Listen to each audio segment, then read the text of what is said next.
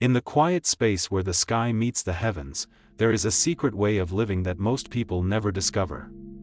We often look at the eagle as just a bird, but in the eyes of the Creator, the eagle is a blueprint, a living, breathing map, for how you and I were designed to handle the pressures of life. If you are a child of God, you don't just have a soul, you have the DNA of a high flyer. You were never meant to be a creature of the shadows, scurrying for cover when the thunders roll. You were designed for the heights, built to breathe the thin, pure air of miraculous. Think about the way most birds react when a storm hits. They hide in the cracks of rocks or huddle under the leaves of a tree, shivering and waiting for the danger to pass. They are ground-minded. They see the storm as an enemy, a predator that wants to pluck their feathers and steal their song. But the eagle is different. The eagle is the only bird that actually gets excited when the clouds turn black and the horizon begins to groan with the weight of the rain. Why? Because it knows a mystery that the rest of the world has forgotten. The wind that scares the sparrow is the same wind that carries the eagle to the stars. When God moves like an eagle, He is trying to show you how to look at your problems through a different lens. Humans tend to look at a crisis and see a stop sign, but an eagle looks at a crisis and sees a launch pad. God wants you to stop reacting to your life from the ground level. When you are on the ground, everything looks huge, scary, and overwhelming. Every hill looks like a mountain, and every puddle looks like an ocean. But when you learn to mount up, to lift your perspective through prayer, hope, and absolute trust, you start to see things from His point of view. From the storm's eye, the very thing that was meant to drown you becomes the elevator that takes you higher. There is a hidden power in being still, a mystery that the world calls weakness, but the kingdom calls strength.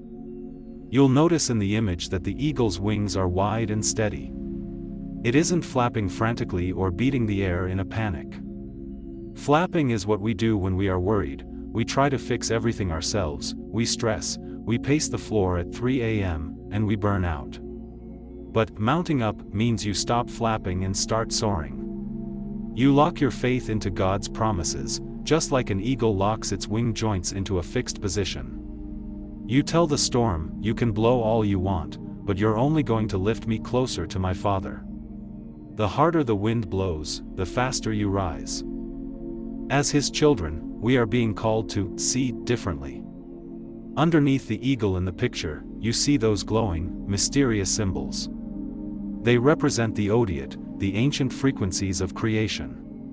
They remind us that God is always working behind the scenes, whispering life into your chaos even when you can't hear a sound. While the world sees a disaster, God is busy writing a masterpiece. He wants you to react to your struggles with a holy curiosity rather than a spirit of fear. Instead of asking, "Why is this happening to me?" start asking, "Where is this wind taking me?" or "What is my Father showing me from this new height?" The eagle has a special double eyelid that allows it to look directly into the sun without being blinded. This is how God wants us to live.